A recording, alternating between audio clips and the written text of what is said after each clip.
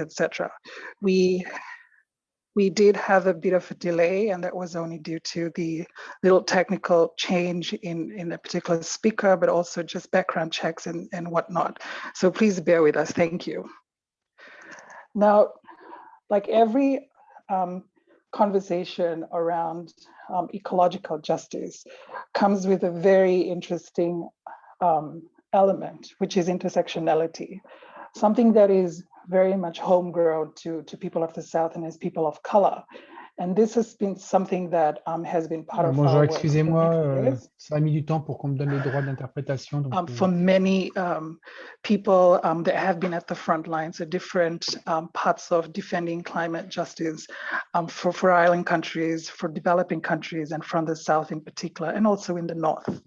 Intersectionality is a very key component in the movement and fight, not just for ecological justice, but also for human rights in general, to something that's very part and parcel of what we do here in the Pacific in particular.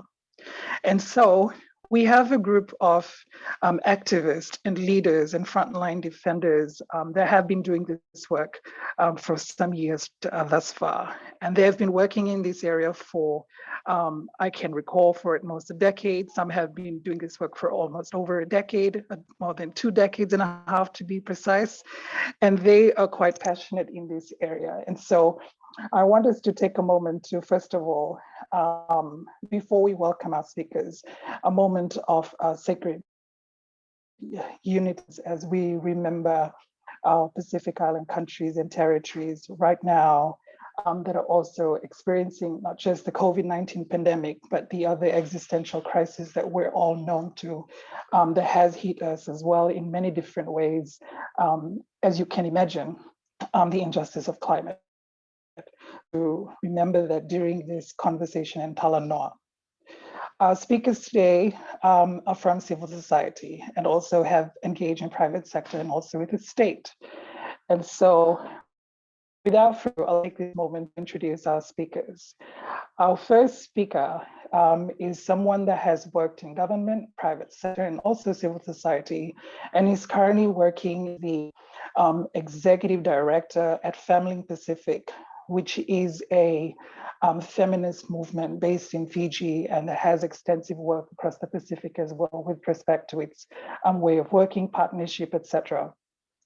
And the executive director from Family Pacific will be sharing with us perspective and highlights in terms of their work on intersectionality and climate change. And so please join me in welcoming no other than Susan Gray from Family Pacific. Thereafter, Susan Gray has taken the time to share reflections. We will then open the time for reflections and comments, interventions, etc. And this is only due to the fact that Susan has a commitment at approximately 1 p.m. So we would open that moment for Q&A just for Susan, as we're respecting the time that Susan has taken to be part of this process. Then we will have our next speaker, who is known in the gender justice movement in the Pacific, which is no other than Isikeli Vulavo, aka Ivy. And Ivy is also the executive director for the Pacific Sexuality Gender Diversity Network and has worked extensively on the area of intersectionality in relation to gender and climate in the Pacific. And so we want to also take this time to welcome you, Ivy, to this particular Talanoa and Summit. Thank you for joining us.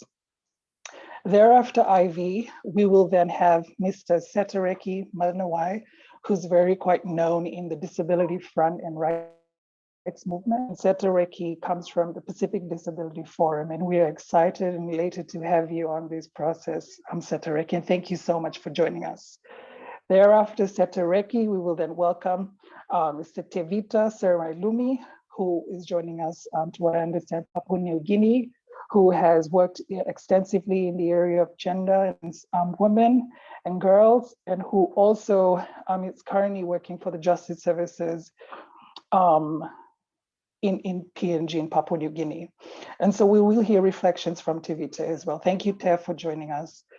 I want to say thank you again to the conveners for bringing this together, as well as the speakers for giving your time to share your reflections and thoughts.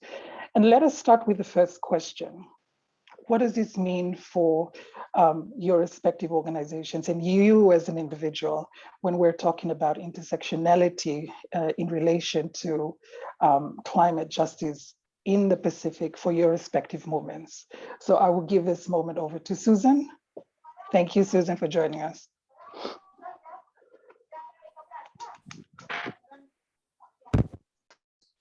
Thank you, Becky. I hope you can all hear me. We can hear you clear, thank you. Thank you, Mickey. I'll come in now with my little intervention or input. Bulabinaka, and thank you, Mickey, for the introduction, and thank you also to the Pacific Climate Justice Summit Working Group for the invitation. I'll offer my thoughts first on the subject matter and also end with a 2-minute video that basically tries to amplify as much as possible the voices of diverse rural women in Fiji that Family Pacific supports. I've been asked to particularly focus on women and girls in rural and isolated areas during the climate crisis and other emergencies. Now, what other emergency? For this, I'll focus on the pandemic, and I take that this will also be the opportunity that our Pacifica sisters and brothers hear our voices and persist, resist that your own beautiful country will not go through what we are experiencing right now in Fiji. Family Pacific has over many years supported the growth of a feminist, diverse rural women's network in about 11 locations in Fiji, and which has now increased to about 13 this year with the inclusion of the towns of Singatoka and Lamy. Prior to the second wave of the pandemic, or what was aptly called the double pandemic by rural women as they recovered from TC Herald, over about 70 women leaders gathered in March in the West and in the north of Fiji to have that dialogue and to convene so as to prioritize their human security issues leading up to the national budget. A vaccination perception survey was also conducted amongst them, in the midst of this emergency, which perhaps gave the first indications of the widespread semi-urban and rural community hesitance and reluctance to vaccination. Not accessing reliable health information by rural women on the vaccine impacts the decision-making, as we all know, and their dependence on other sources of information, including their spouses or their partners. Only about 16% basically agreed or strongly agreed that they were completely confident about the safety of the vaccine, which is AstraZeneca. The remainder fell into the categories of disagreeing, strongly disagreeing, and being undecided. The convenings followed the impacts of Cyclone Ana, and prior to that was Yasa, with Cyclone Bina hovering on the fringes. We realized that in documenting rural women and girls issues over the pandemic, and with these cyclones, these severe storms, the top 3 human security issues have always been food, economic issues, and health issues that were basically impacting them a lot. And that was really in order of priority. With the impact of the cyclones in the north of Fiji, there were direct losses to infrastructure through flooding, direct impacts on their own livelihood as a woman market vendor or as a woman that was basically doing sugarcane farming as a sugarcane farmer or that owned a business in town. There were questions about the cash economy that emerged, the economic security of a diverse rural woman. As for the Fijian government, the Prime Minister, Mr. Bainimarama, who has been outspoken on the impacts that climate change is having on the Pacific Islands, had basically said right about that period that the forecast had put 1 or more potential cyclone on TC Ana's heels, that there would be about 3 cyclones or 3 severe storms striking Fiji in just over a month. And then he went on to say, today my priority is on Fijian safety, but the rest of the world needs to wake up and reckon with why this is happening. That's what our Prime Minister said in the state. A 36-hour curfew occurred during that period. This decision was reversed after strong public criticism on social media. Family Pacific issued a statement outlining to the state how that sudden decision had caused chaos, anxiety, adding to the health security impacts that diverse rural women were already feeling as a result of the double pandemic, and so on.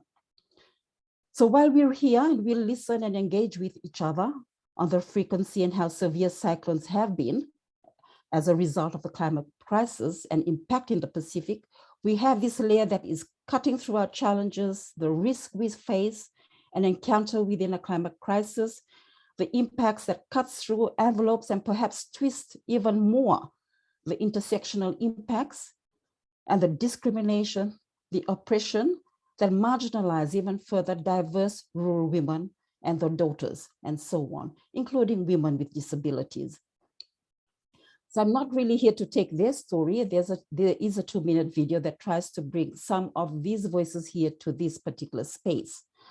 However, in our national virtual convening that we had in June with women that zoomed in from at least 10 locations in Fiji, and where the conversation was the impacts of the second wave of the pandemic, the stories that emerged and amplified surround exactly what we're here for. For instance, that Bonita was quarantined or told to isolate for not just 14 days, but to basically do double the time, double the normal period of isolation, and all because of secondary context, and where she looks after a national transgender network, and where public health restrictions had impacted community members who were being taken in by the police for not wearing masks, and where her own personal well-being on various levels were being impacted. And with that COVID-19 has been outlined in various spaces that it is a clear example of an intersectional phenomena, the impact of individual and community exposure to the pandemic, the results of multiple and interrelating structures of inequality that emerge even further. That here we are in Fiji, for instance, in the Blue Pacific at the front of the climate crisis, and then experiencing at the same time this disruptive phenomena in the pandemic.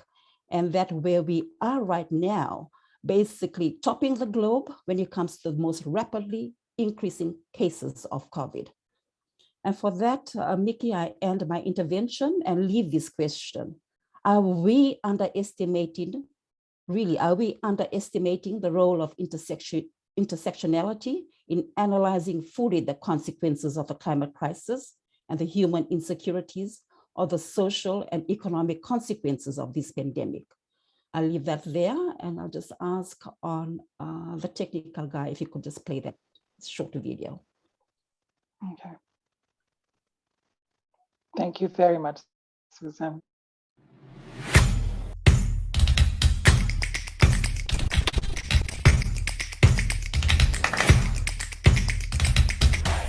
I'm Bonita Mbio, representing Pacific Rainbows Advocacy Network, and also a technical advisor for Baturu Women in Agriculture Club. I come from the Western Division, and I represent the 3 districts of Nandi, Lautoka, and Ba. Do not limit yourself to your gender. Do not think that the gender norms of society totally controls your life, that you have to be particularly this person because that you are this kind of person.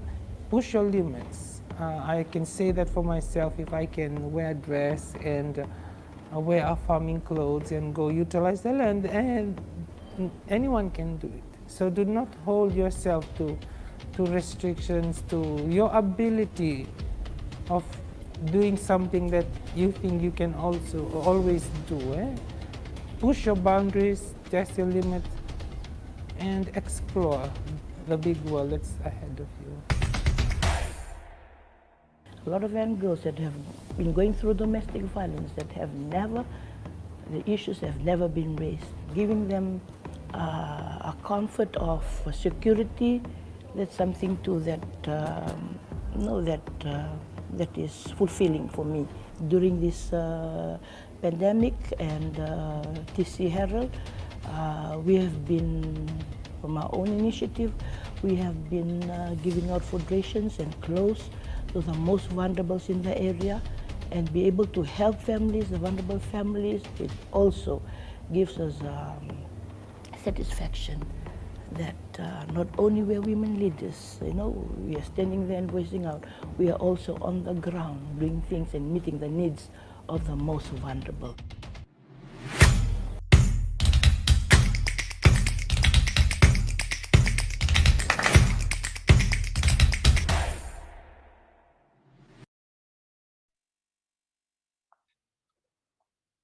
Thank you very much, FemLink Pacific, through Susan Gray, the Executive Director, for sharing this message for the Pacific Climate Justice Summit. And I guess for having to also just articulate what it means to unpack and interrogate intersectionality further from a human security, feminist lens in the Pacific and what is ongoing in Fiji. So thank you so much for sharing that. And we look forward to having to have a discussion on questions and answers. And I'm aware that you have to leave, Susan, very soon. So before we have presentations from Ivy, Setareki and Tevita, we would open this moment very early, just for a moment of Q&A and interventions or comments. So I will take this moment to welcome at most 2 to 3 questions. If you do have questions or comments or interventions that are needed to be shared to Susan Gray, who just presented. I guess one of the key things that was pointed out in the presentation by Susan is that the future is in fact needed to understand what it means to work around intersectionality. So the future has to be intersectional, and I think that's important for us all to understand. We now will open up the Zoom space for Q&A, comments and interventions. I will welcome 2 to 3 questions at this point in time. Are there any questions, comments, interventions?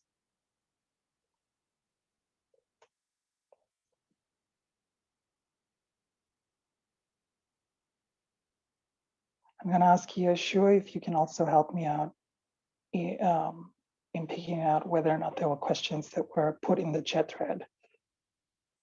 I believe there is one. I'm sure there's a public link for the video,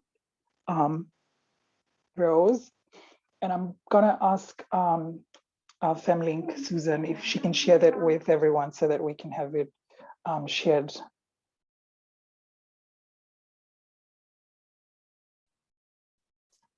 Thank you, Mickey. I'll put the link in the chat box. It's the video is actually on the FemLink YouTube channel. Naka, Mickey. All right, thank you very much, Susan. And I don't think that there are any questions or comments or interventions at this point in time. I stand corrected. I don't see any on the thread, but I do see messages of sentiments echoed in terms of best messages and well wishes, etc. I'm gonna ask if we do have any last, there are questions that are coming in right now.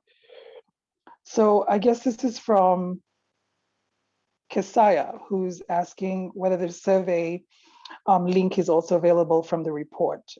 Susan, do you know if the survey link is available for everyone based on the presentation? We can share the survey report. There's also a survey that was done after hours during the community transition by FWRM. Okay. Our survey was done just before the community transmission, and that was given to the Fiji Times and mainstream media, which we can share also. Okay, thank you very much, Susan. I will take this last 2 questions that have just come in now, and I will close the questions for now. There's a question around what is FemLink's role in terms of the lockdown? Do you think that it was necessary that we had a national lockdown? So what is FemLink's response to that, Susan? And the second question is around specific roles in terms of gender with regards to climate action. Thank you, so Mickey. You have 2 questions there, Susan. Thank you. Thanks, Mickey, for persisting. So just with the first question, FemLink Pacific is also part of the NGO Coalition on Human Rights and also the CSO Alliance. As you know, we've where Fiji is right now, and so forth, the rates of infection and so forth, we basically, and there's also the vaccination campaign that's currently being done at the same time. We've basically believed that for the vaccination campaign to be really successful and so forth, you've got to, you've basically got to have a hold on movement, basically having a lockdown and so forth. Whatever we're having right now, when you have businesses that are open, they say it's COVID safe and so forth. I mean, you go into Suva on a Saturday, it's like a normal Saturday. So that contributes to a lot of the mixed messaging. Family Pacific is a feminist media organization also. At the same time, too, we have a bilateral relationship with the Ministry of Health as much as possible. And I think I saw a question there about what are we trying to do also. Right now, we're in an engagement with them, trying to collaborate so that we can just be sending out key messages to the Rural Women Leaders Network, because we realize that they basically act as first responders in their particular communities. They're there to talk to other women and use their various clubs as entry points and also when they're in their communities, they basically talk as very trusted sources and so forth. So yes, we think that a lockdown is, that government really should be implementing it right now. If you have a look at the map of Viti Levu and so forth, you will see those red spots that are covering Viti Levu. At first, it was confined to the corridor from Lami to Nausori, that particular area. Just last night, the Ministry of Health just announced that almost half the deaths that had occurred for that certain period came from the West. And you can see all those red dots, which basically means active cases circling Viti Levu and even moving into the interior. So we think that a lockdown is totally necessary, and perhaps get the support of our development partners for that, if that comes to food rations and so forth, to those that actually need that.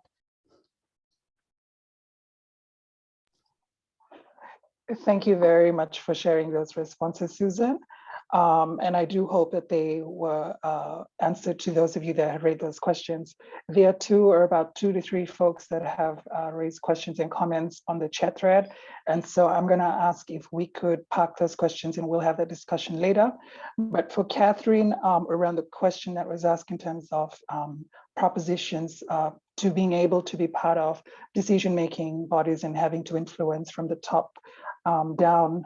That's an important point that was raised, and I'm going to ask Susan on the chat thread if you can, based on what was asked by Catherine, if you could respond to that on the chat thread. And for Paradise, in terms of the question that you raised on adversity towards vaccination during these times, I guess that is going to be a question Susan will perhaps share, and whether or not the research that she had mentioned in the survey does capture that. So Susan, if you will, can you please share responses on the chat thread? Thank you very much. And for the further questions and comments and interventions that are coming through, we will definitely park that aside, and we will have that discussion when we open up a bigger space later on, because we are pressed for time in having the presentations to be delivered right now. So thank you so much. Susan, if you do have to leave at any time, thank you very much. But I do believe you could respond before you leave. I'm persisting here. Thank you to the ask that has been forwarded on the chat thread. Thank you very much. We will now ask our next speaker, who I've already introduced, Ivy Isikeli Vulavo, who is the Executive Director of the Pacific Sexuality Gender Diversity Network. So here we are moving from one intersectional conversation of diverse women, collective collaboration and movement building to another specifically focused on certain gender responsive aspect with the role and work that PSGDN does across the Pacific North and South. So thank you very much, Isikeli. Over to you.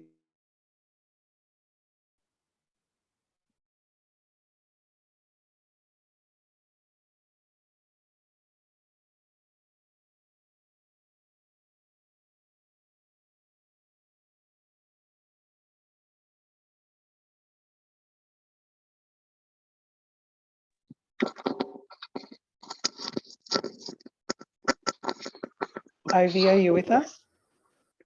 Yes, sorry, I forgot to unmute. No problem, Lopa. We here with you. You have the space.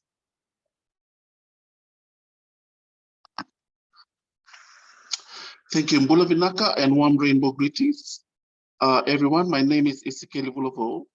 Here are my pronouns, and I identify as an Indigenous or Itaukei genderqueer activist. I'm also the Chief Executive Officer. Sorry.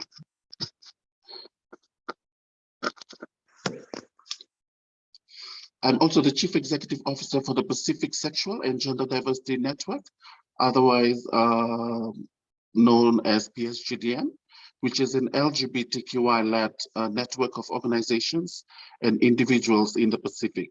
We currently have member organizations in 14 Pacific Island countries, namely American Samoa, Cook Islands, Federated States of Micronesia, Fiji, Kiribati, Nauru, Palau, Papua New Guinea, Republic of Marshall Islands, Samoa, Solomon Islands, Tonga, Tuvalu, and Vanuatu.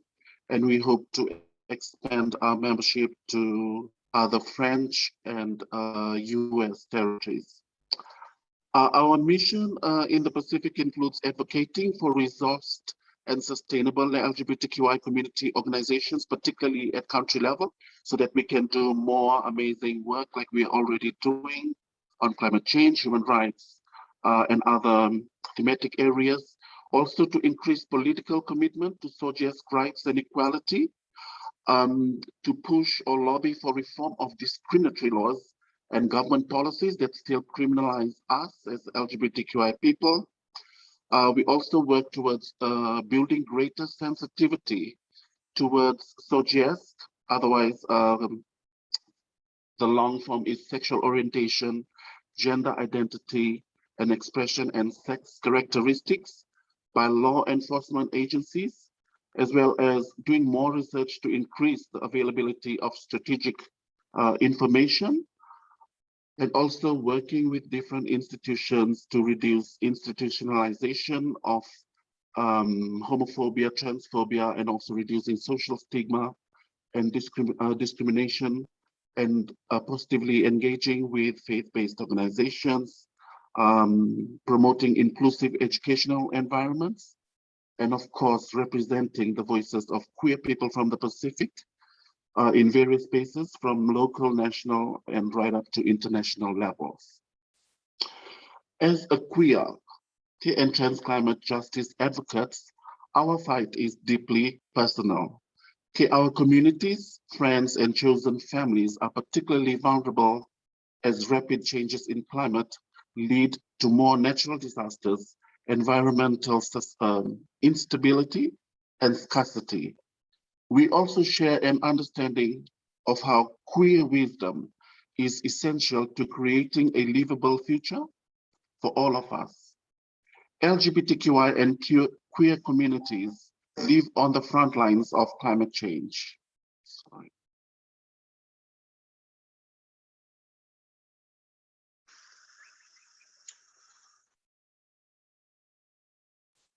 Many young queer and trans people do not have the resources or ability to flee verbal, emotional, and physical violence in their homes. Instead, around the world and also here in the Pacific, they are often abandoned by their family and forced onto the streets with little to no support to survive. Climate change continues to highlight and widen the disparities within society, especially with poor people, indigenous and minority groups bearing a disproportionate burden of the impacts. LGBTQI persons globally have been marginalized and continue to be excluded from discourse around climate change impacts on vulnerable populations. But the LGBTQI activists have so much to contribute to the climate movement.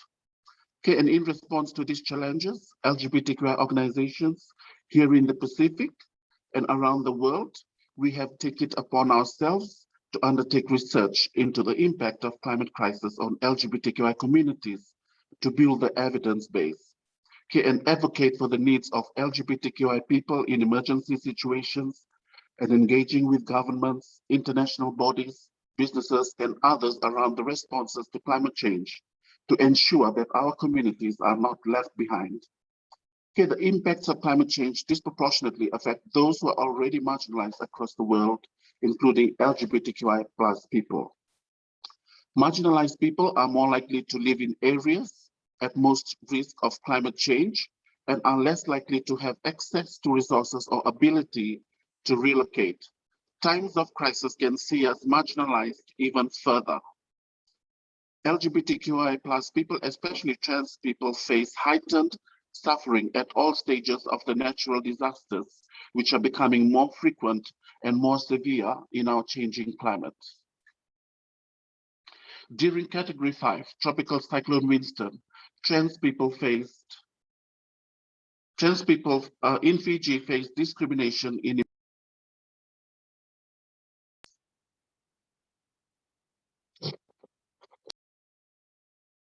Sorry, Mickey.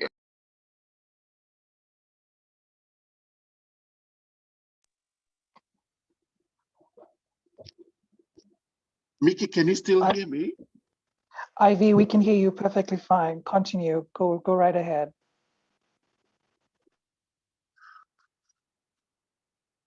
Okay, sorry. That's okay. Because the trans people in Fiji face discrimination in emergency evacuation centers during Category 5 tropical cyclone, and some prefer to remain in their half-blown homes at the height of the cyclone, because for them it was a much more safer place to be in, and it was also out of fear for being targeted and attacked at the closest evacuation center, which ironically in this case was their local church. Some prefer to go to their closest LGBTQI friend's house than the government designated evacuation center to avoid the hurtful, homophobic, and transphobic attitudes and reactions that they will face at those centers. Homeless people are particularly vulnerable to the erratic weather events brought by climate change. In Lautoka and Mombasa, we have LGBTQI people. Sorry, this is in Fiji. We have LGBTQI people who are homeless or in transient housing, moving from house to house or live on the streets, and more recently lived in a shed at a farm at the mercy of a transgender market vendor who leases that piece of land and is also a mother figure. Many ostracized LGBTQI+ young people live in makeshift camps outside the city, which can be flattened or flooded by cyclones.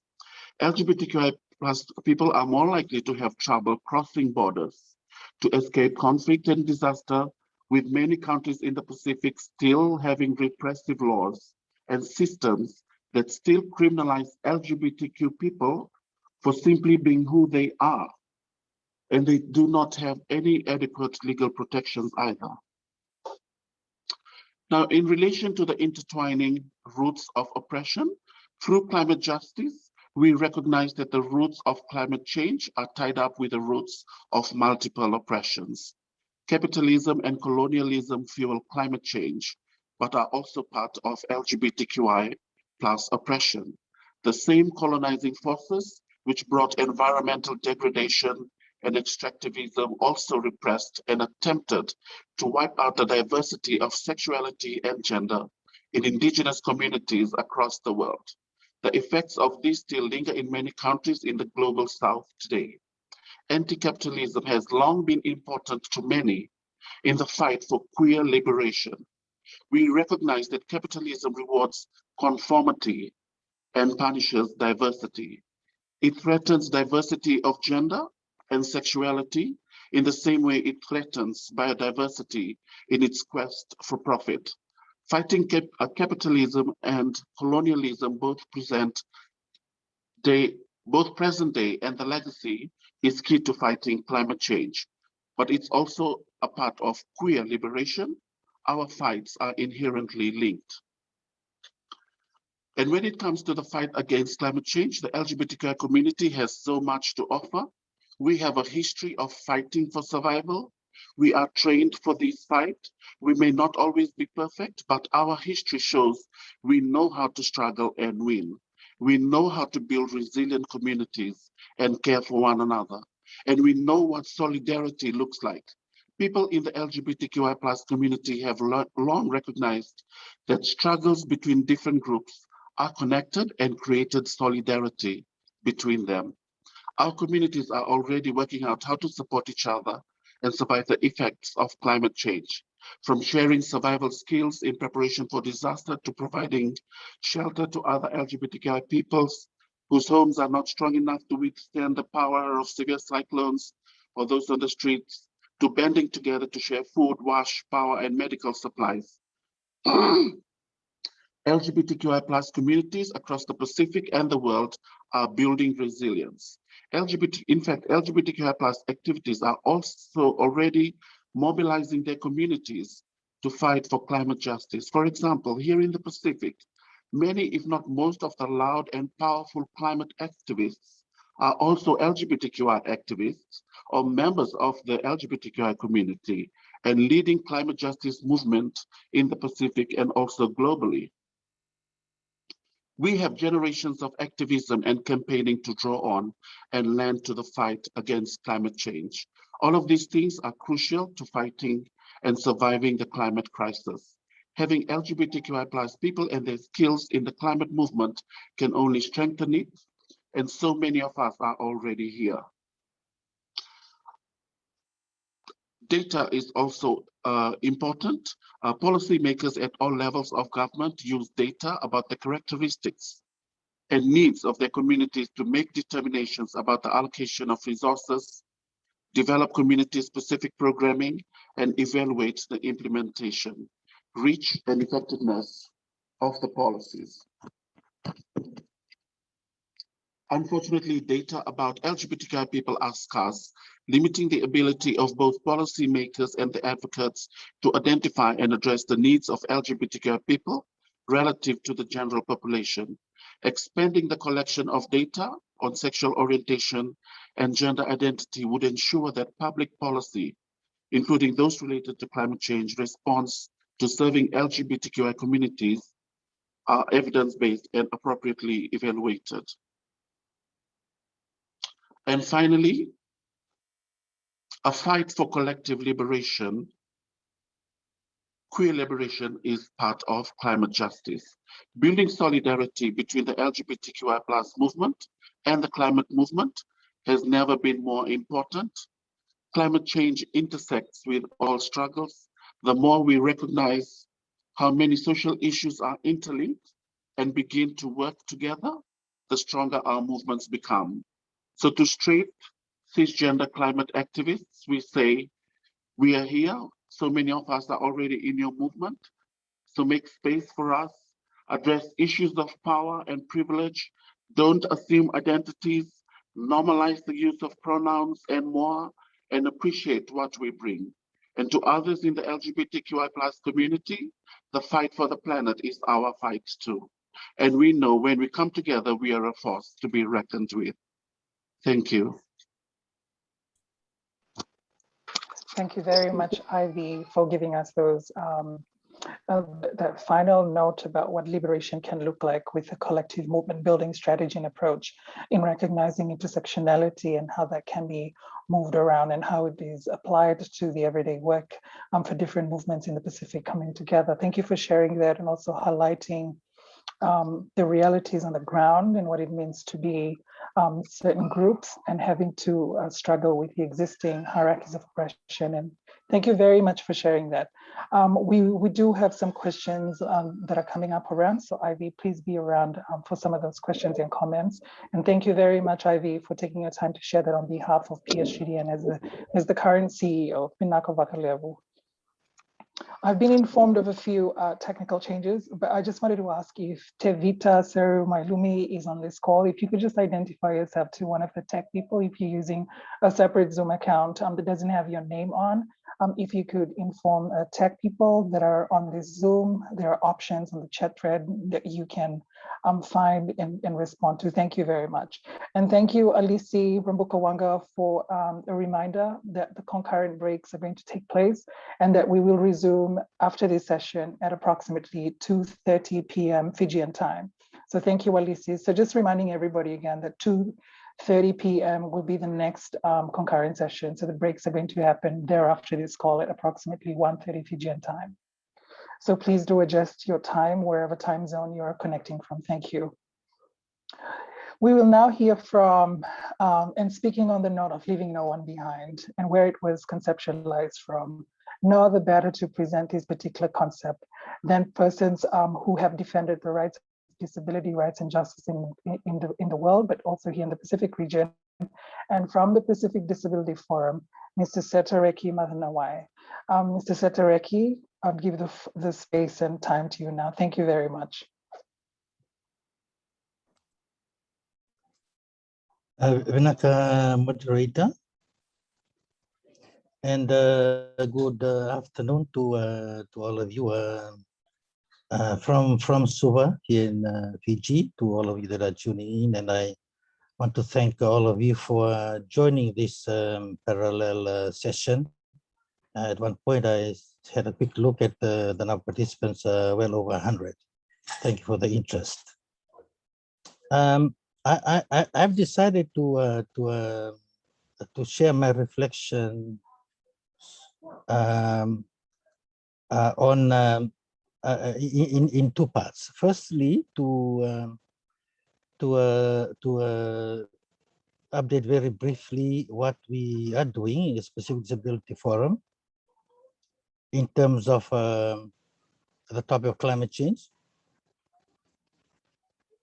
But also, and then secondly, to really ask the question, when I was reflecting on intersectionality, I have two questions that I would like to pose to this session and to the summit, because I think it's worth unpacking. For us at the Pacific Disability Forum, we were established formally, if you like, in 2004, out of a growing momentum, I guess, paying tribute to the title of this this session, particular session on I guess human rights, intersectionality, and participation and voice of persons with disabilities. So Pacific Disability Forum as an organization is a direct response to that. And we thank the government of New Zealand and the government of Australia for their funding support since then until now. Our secretariat is based here in Suva. We have about 20 staff, and we have members across 22 Pacific Island countries and territories. We currently undertaking a project that is soon to be concluded in a couple of months' time. Our representative to the PICA network as organizers of this this summit, Ms. Senmil Tawaki, is actually our regional coordinator climate change and is leading this project. Through the Australia Pacific Climate Partnership, Disability Inclusion Climate Change Adaptation Project. We saw a need to get our feet wet, if you like, in this particular area of climate change. We have done some good work on disability inclusive disaster risk reduction for about 10 years now. And we worked with various countries across the Pacific and partners to make sure, to ensure that this disability inclusion in humanitarian response in relation to disaster risk reduction. And now climate change is a topic for us, and so is COVID. Because I heard that being mentioned also. This project is undertaken in 3 countries, Kiribati, Tuvalu, and Solomon Islands, and focus on gathering evidence, evidence-based information on the impact of climate change on persons with disabilities here in the region. So without getting too much into the details of that, the report will come out in probably before end of the year, and I'm sure that'll be shared widely. But I just want to pick up a couple of points that we've been able to to glean from the literature review and the work so far, there's very little to know information on the impact of climate change on persons with disabilities. We know the issues about climate change on people, on communities. Now, within that is the question you're asking, where are persons with disabilities? When they talk about, like, for example, community relocation. And when they're talking about the relation to food security. So that is something that we are hoping that this particular research we are doing we will reveal some of these challenges, and we hope also to identify such as recommendations to better include ourselves. Because I think at the core, I think of, if I can mention it quickly, of intersectionality and climate change are these two things: inclusion and full and effective participation. I'll come back to this point. We also found in our literature review that even many persons with disabilities do not even understand what climate change is about. The governments do. If people with disabilities in the communities out there do not know, I'm sure there are others too would not know. We are seeing also that persons with disabilities, I mentioned the case in point of relocation. The persons with disabilities are affected by climate change, and even probably more adversely.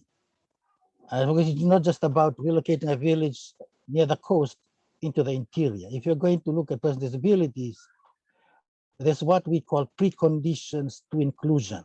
Those things need to be in place before included in a response, in a mitigation response, and those are critical. There's a case in one of the 3 countries that we currently do this project in. When disaster strikes, persons with disabilities fear for their lives, because I think I heard from Ivy there similarly, they'd rather stay at home rather than go to, which is probably safer than an evacuation center. The similar experience by persons with disabilities. And of course, as we know, the geographic layout of our region exacerbates the vulnerability of persons with disabilities. And I also would like just to mention, to say here, to ensure that persons with disabilities are protected against and responding effectively to any intervention, it is critical that their exposure and the vulnerability to such crises are recognized. Necessary measures must be put in place and barriers removed. Very important. We must remove barriers that prevent their full and effective participation and inclusion. Barriers removed to ensure the inclusion, effective participation, and protection. I talked about preconditions. I just given a quick example here. One is accessibility. If you relocate a village with a person with disability, we need to make sure that their home is accessible. There's no point building a new home if it's not going to be accessible for that particular person with disability based on his or her needs. If there is a common water source, that common water source needs to be accessible to persons with disabilities if it's to be inclusive. When preconditions are not addressed, it will seriously undermine the inclusion of all persons with disabilities across response recovery actions. Now, these are the 2 questions that I want to raise here. These 2 questions based on 2 objectives and 2 outcomes I read in the concept note. The first objective, we need at the end of this summit, I'm assuming, enhance regional understanding of the relationship between climate change and human rights. That's one objective.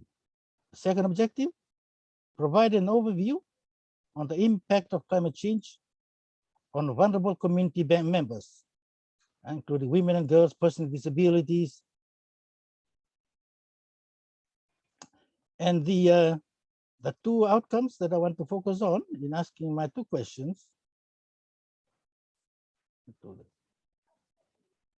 A unified, this is an outcome, a unified regional voice, sorry, a unified inclusive Pacific regional voice that will advocate, campaign, and push for human rights and climate justice.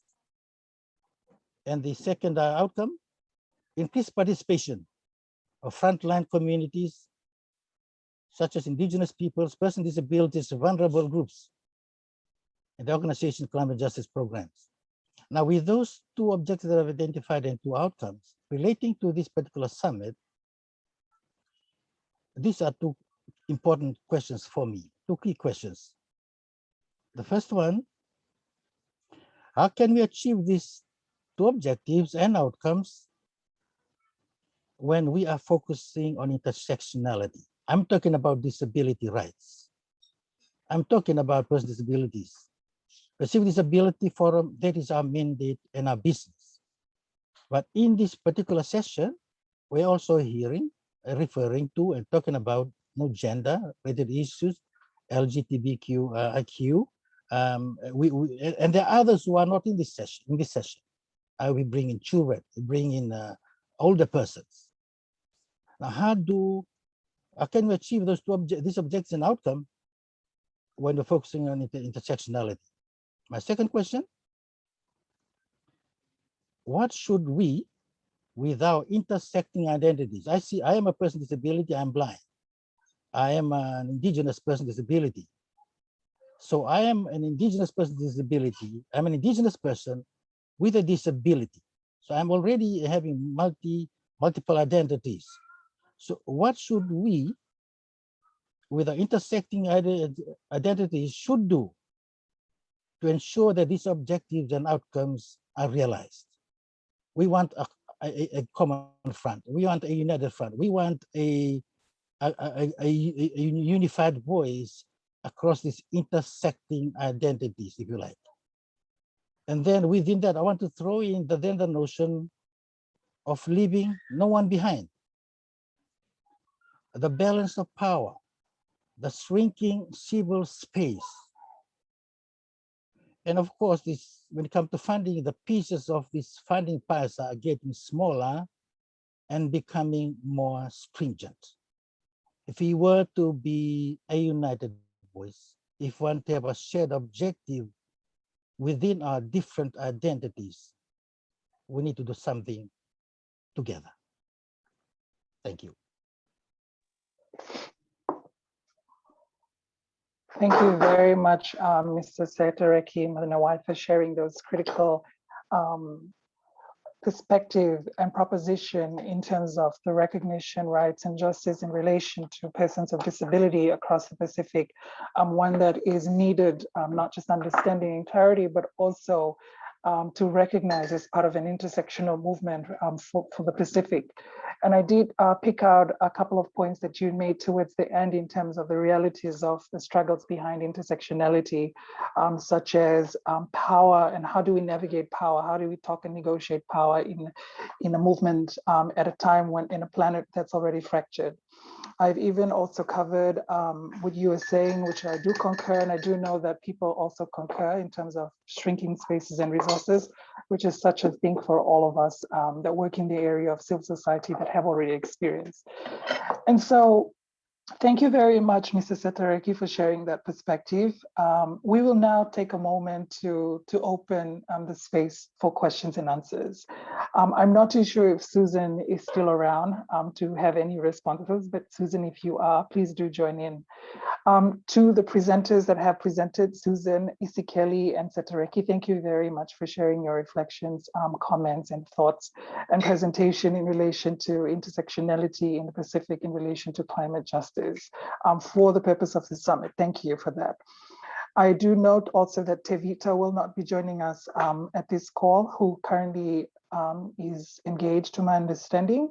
And so we will now have this space open if there are any questions and comments and interventions or responses in general, and keeping it at a very minimal, between 30 seconds and a minute when you're asking, if you will. And at the same time, if you're asking questions, if you'd like to speak, please do let us know on the or via the audio and video, or you can also pack your question on the chat thread. Thank you very much. There has been some interesting perspectives that have been shared in terms of the realities, not just of the pandemic, but if you recognize the exposing inequalities and injustice that has been around during the climate, ever since climate change became a thematic area of interest, not just for the Pacific, but the world. And in that, we have also documented forms of inequalities which we have seen and experienced. And it's important that we have heard from the voices that have that do work in this area from a women's rights perspective, from an LGBT perspective, from a disability rights perspective, from faith-based as well, and to recognize that there are collaborations taking place in some form of coalition building. And Sikeli did hit it right in terms of saying how liberation is possible, and that is through a collective approach together with everyone. So at this point in time, we will take a moment to pause. We have at most about 10 to 15 minutes for Q&A, comments, interventions, or responses. So we will open the space now. Thank you.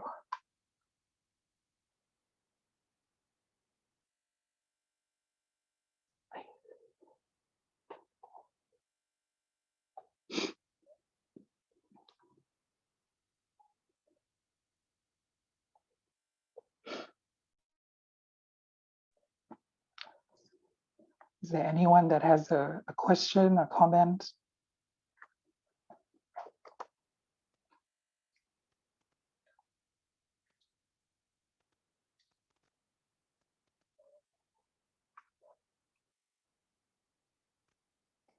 Are there anyone on this call who'd like to respond to Mr. Setareku's question in terms of where do we see disability rights within intersectionality? Are we being really genuine and real about intersectionality is the question that was posed.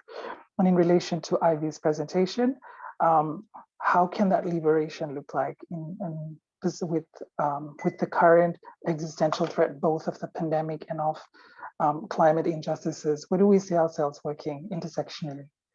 And also recognizing the question that was put forth by Susan as well, in terms of, do we know what we're doing when we're working around the area of intersectionality?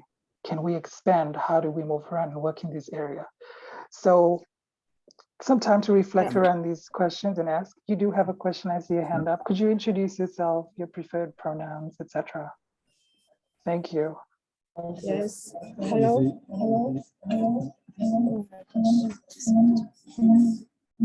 Sorry. That's okay. I don't know what's happening. Okay. Thank you. My name is Stephanie Stevens.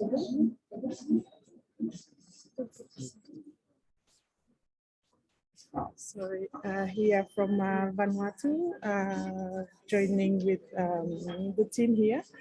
I just have one question, sort of a comment and one question. As in Vanuatu, we have CCDRR policy, so climate change and disaster risk reduction policy. So how do we, when we review our implementation plan, we make sure that everyone is invited to give comment and feedback or to add on the implementation plan on how we want to best support each other to work towards the CCDRR policy, the implementation of the CCDRR policy. So we have the Department of Women, the people with disability, and the other ones of the vulnerable groups. I just have one question on how as every speakers, thank you very much for the presentations, and I would like to ask a question. As here in Vanuatu, we do have those sort of, we come together and then we talk, we input on the CCDRR implementation plan, but how can we best, use how the people with disability and the LGBTQI and the women to come together as the Pacific, in the Pacific, for each country to best support each country policies or plans that they have in place? I'm not sure. Merci. Thank you for asking that question, Stephanie. And so I guess this is a question open to Susan, Stephanie, and also Mr. Setereki. What does it look like? How do we bring people together to have this coordinated effort as part of a movement building strategy and recognizing the work of climate and intersectionality as it is already taking place? Could you share what that looks like? Thank you.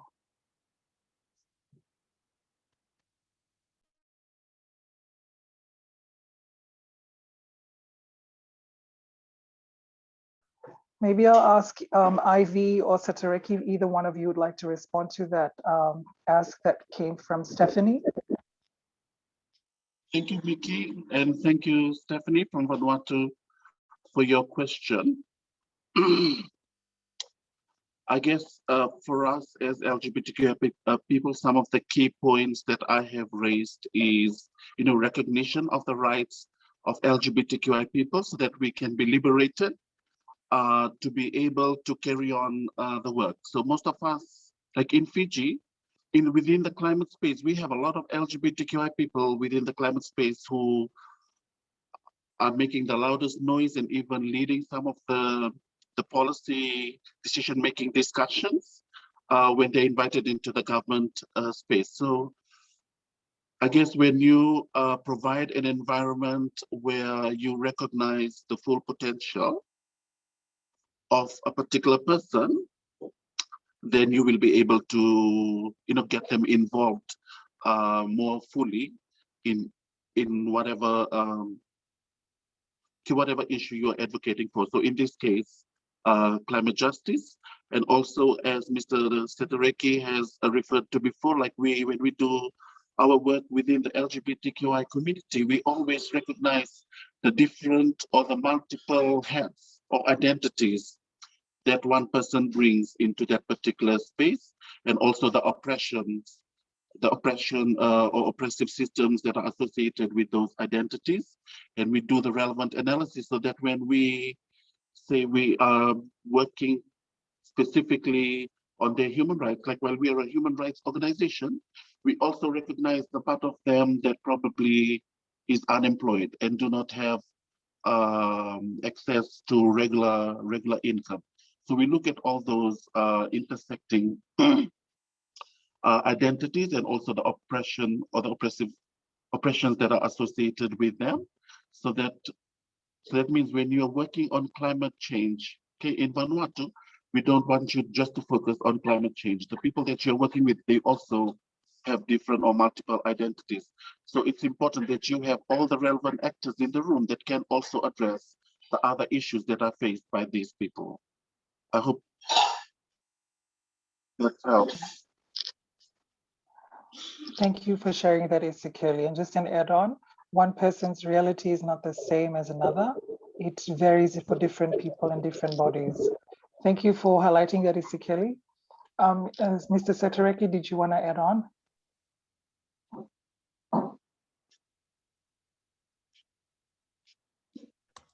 Yeah, and I think Skelly did respond to that well.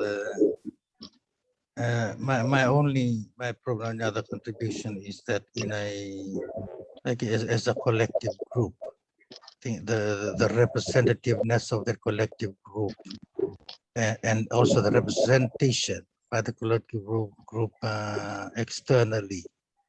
I think the word genuine is critical. We need to be genuinely participating, involving in terms of representativeness as a collective, and then also as in our representation, external representation.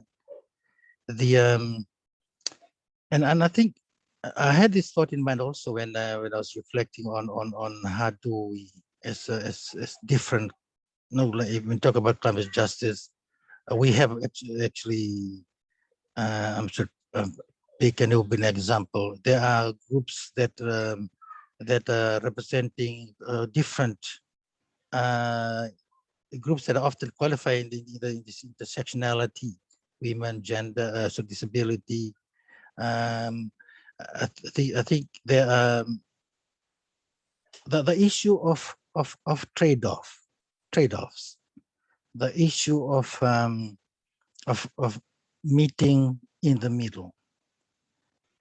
When meeting halfway, when there are strategic opportunities that we would like not to lose. Where's the role for trade-offs?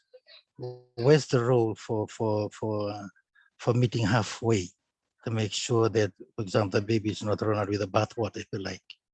So I think those hard conversations sometimes you need to be had, and then depending also the fights, the battle that we are fighting, that depending on the topic of the day, we may have the LGBTQ representing disability, for example, if they are the best person to replace on to represent everybody on that particular topic. So I think those would be my additional thoughts for now. It's a shame when the space is shrinking, and participating is even difficult. We need to be at the table.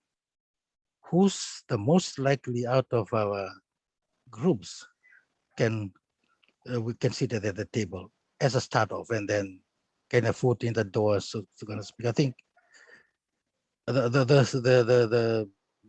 my journey in the past couple of decades in this space have kind of got me to thinking that sometimes some of this battle we need to win, and we need to be really strategic about it. Thank you. Thank you, Ivy and Mrs. Setereki, for your responses. And to Stephanie, I do hope that those practical propositions of assisting you with your CCR team in Port Vila in Vanuatu, together with your team, and wish you the best. And I'm sure Ivy and Susan, as well as Setereki, are available on contact. And I'm sure the Secretariat for the Summit can find a way of sending not just summary notes, but also contact information so that we can extend the area of movement building in the Pacific as we do best, the Pacific Islanders coming together. I do see your hand up. Just give me 1 second.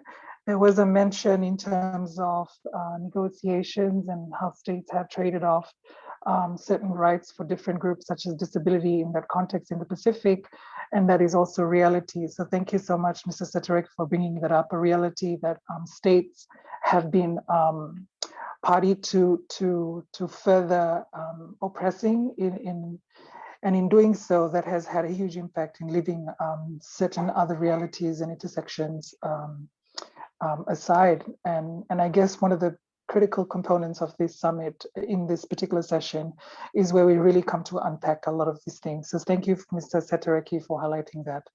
There was a mention, a question that was asked by Catherine in terms of international human rights mechanisms and treaties, whether or not both of you, Setereki and Ivy, and the organizations represent, PSGDN and PDF, are you engaged in international human rights treaties and mechanisms? And what is some advice in terms of better coordination at the treaties in response to some of the concerns that you had highlighted in your presentation? So that's one question from Catherine. So please feel free to respond either on the chat thread or you could respond here. And there was also a question in terms of disability rights. Are we doing enough in terms of justice to our friends and family and community here in the Pacific in terms of both the climate work and disability? Where's that genuine, real, meaningful and active engagement? How does that look like? So that's a point that was raised in a private message that had come through with respect to anonymity. There is a hand that is up. Give me 1 second. Go ahead. Is that Thomas Koto? And as Thomas prepares, I guess there was also an intervention, a comment that was from the Philippines, who emphasized with the stories about climate change. Thank you very much to all the speakers, etc. He's or she, they are asking whether any of the speakers are familiar with geoengineering, sometimes call it climate repair or climate restoration, etc. It is a deliberate large-scale intervention in the Earth's natural systems to counter climate change. It is one of the examples of contemporary exercise of colonialism and power, where the rich and power and privilege of resources to fund and develop technologies, artificial false solutions. So what are your thoughts about this, as well as promoting indigenous knowledge and local action? And this is a question from Nikki Martinez from the Philippines. So I'm gonna ask the person who has their hand up, Mr. Thomas, is that you?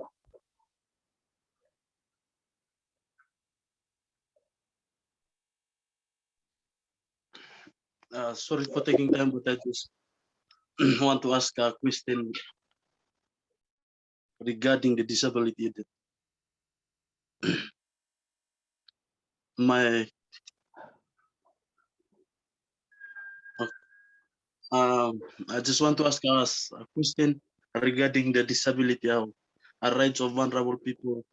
My colleague, the one who responsible for disability, where he talk about, like he have mentioned, like some people of disability, some people with disability, they don't have don't have understand or don't really understand what is climate change in our Pacific society.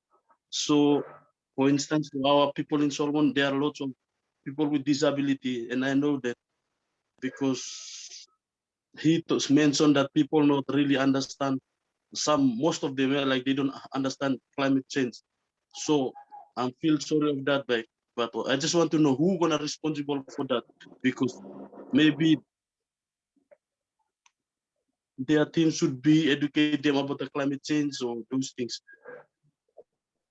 So I just asking question, who gonna responsible for those people? Why they don't know about the climate change? People with disability. Thank you. Thank you so much. Which country are you from? Where are you taking this call from? Solomon and basic Fiji. All right, thank you so much. Thank Mr. Satareki, did you want to respond to the question that was asked by Thomas and the Solomon Islands in terms of co-responsibility efforts, the role, which sector or actor has the responsibility in terms of imparting information to ensure that the diverse responses and needs to diverse population, particularly of disability populations, have access to the knowledge that is critical in any situation of climate change and injustice.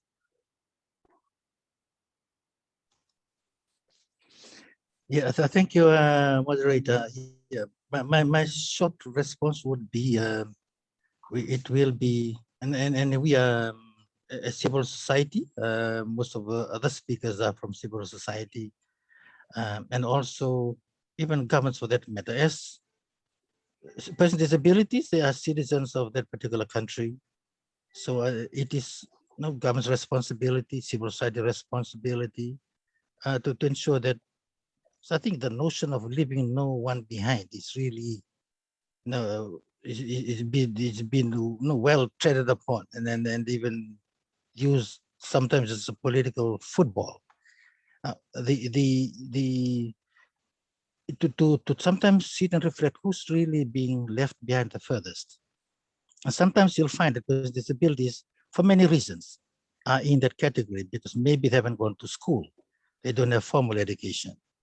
Maybe we talked about oppression in this session, the marginalization, they've been the stigmatization, all of these things that keep them at bay, keep them ignorant, keep them not being aware of this. So in the Solomon Islands, we have a member organization, Solomon Islands, the PWD, Person Disability Solomon Islands that we are working with, mentioned that they are involved in this particular climate change project.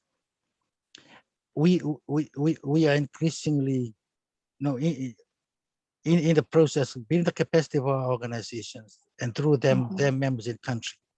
But I think it's not, and in the space of intersectionality, somewhere, somehow, we need to look beyond our borders. We need to look down and probably break down those barriers, those walls that even divide the intersectionality our groups. And then we, and as I said earlier, there are battles, that there are fights that we need to fight together, regardless of our identity. And for us to fight together to be effective, then everybody needs to be informed. So it's a collective responsibility. So I guess I'm putting back the owner's responsibility on us, making sure no one, whether it be a girl child, whether it be an elderly person, whether it be somebody who identify him as an LGBTQI, whether it be a person with disability, a rural woman. I think we need to share, and I think it can go well in the region, the Pacific, when we collectively share the responsibility. That would be my answer. Thank you. Okay, thank you very much for sharing that response, Mr. Satareki. I've just been informed that we've just passed the mark of 1:31 and we're moving into the session break, which is lunchtime right now, before the session reconvenes at 2:30 for the next concurrent session. I know that there are questions that have been asked, and I know that the chat thread is very active in terms of responses, etc. So I'm going to ask everyone, if you've asked a question, I'm going to say if you could be in direct contact with the panelist presentation, the presenters rather, if you can be in direct touch with them and that you can have a conversation from there. I know that there was an ask on the Human Rights Treaty bodies and mechanism. There was also one in terms of the climate geoengineering. And there's also mention from Nikki Martinez and Catherine and others in terms of responses such as there's a link OHCHR has, and that can be shared. And so we will definitely have these responses and more. And this is to say that the work on intersectionality is not just beginning, it's begun already, and there are more ways of how intersectionality is expanding in the Pacific, and this is testament to the fact and reality that more can be done around approaching intersectional issues, especially in terms of vulnerable populations of the Pacific, both from climate and intersectionality, and ensuring that the approaches and framework around this is centered with a rights approach, etc. Now, in the spirit of trying to coordinate and ensure that everybody has had a chance to grasp all of the messages that have been shared, at most a message or two, I wish to inform you all on behalf of the Pacific Climate Justice Summit folks. I just want to say thank you on their behalf for being able to participate here, to the panelists and to the audience that have been able to join on this platform. Thank you very much for being able to share your messages and presenting the realities of what it means to have an intersectional way of working in the Pacific. Before I go, I just want to ask Ivy and Mr. Satareki, are there any final remarks or key critical messages that you'd like to share? And if you can keep it at a minimal of around a minute and below, thank you.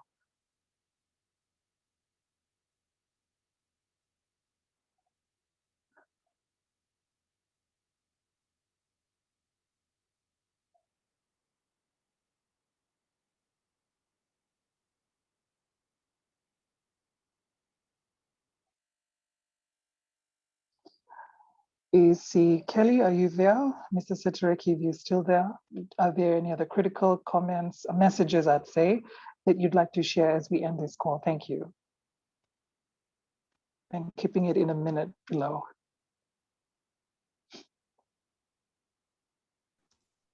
Let me begin, moderator, by thanking you for a wonderful job and the participants for active participation. You know, intersectionality is here to stay. It's part of our identity. Let's see how best we can work together to make the Pacific truly inclusive for everybody. Thank you. Thank you very much. You're welcome. Thank you, Mr. Satareki. Kelly? For us, if we are to truly meet the twin crises of inequity and climate change, we need the climate movement and the queer liberation movement to center our siblings who are fighting on the front lines. And organizations that are serious about climate solutions for all must lift up queer and trans people and the work that we are already doing to build power and solutions that safeguard us from environmental, familial, and state violence. And also, in order to achieve safety and justice for our community, of course, climate justice must be realized. And in order for climate justice to be made real for all of us, our liberation must be lifted up in movements that set out to tackle this crisis. Okay, thank you. Thank you very much, Ivy and Mrs. Satareki, for sharing those very audaciously bold statements as we've come to the close of this session on intersectionality and climate justice. So on behalf of the Pacific Climate Justice Summit Committee and Secretariat, I wish to acknowledge each and every one of you. Thank you so much for joining and taking the time to be part of this process in Talano, and the learning really that has been truly rich. We do hope that each and every one of you has time to be in contact with the presenters that have been able to share this process and present their articulate organizational thoughts and perspectives with you all. So on behalf of each and everyone, I wish to say thank you. Do stick around. 2:30 is the next concurrent session. Have a very wonderful break. It's a sunny day here in Suva and very breezy as we're currently moving away from the cold here. So do take care of yourselves across the Pacific. COVID response is upon us. And I know everyone is trying their best to be safe and well. Take care of yourselves. Thank you so much again. And I look forward to seeing you all in the next concurrent session. Have a good one, Vinaka.